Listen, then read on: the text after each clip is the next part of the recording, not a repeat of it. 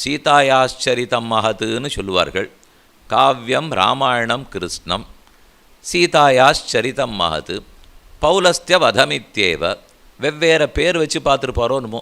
இது சீதா சரித்திரம், இல்லை இது ராமாயணம் ராமனுடைய கதை, இல்லை இது பௌலஸ்தியனான ராவணனை பற்றின வதம் அப்படின்னு வெவ்வேறு வச்சிருந்தாலும் சீதை ராமன் முதல்லேருந்து முடிவு வரைக்கும் அவர்கள் தான் நிறைந்து இருக்கிறார்கள்.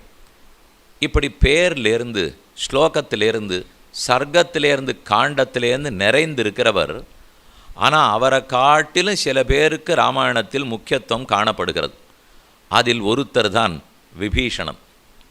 விபீஷணனை ஆச்சாரியர்கள் வியாக்கியானம் பண்ணும்போது விபீஷணன்னு மட்டும் சொல்கிறதில்லை, ஸ்ரீ விபீஷண ஆழ்வான் அப்படின்னு ரொம்ப மரியாதையோடு குறிப்பிடுவார்கள். ஆழ்வார்கள் 10 பேர், இன்னும் 2 ஆழ்வார்கள் சேர்த்தாலும் ஆழ்வார்கள் 12.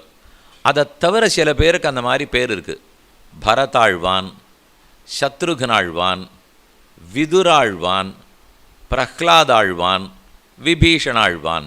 இதை போல சிலருக்கு தான் அந்த ஆழ்வான்கிற பட்டத்தை சேர்த்திருக்கிறார்கள்.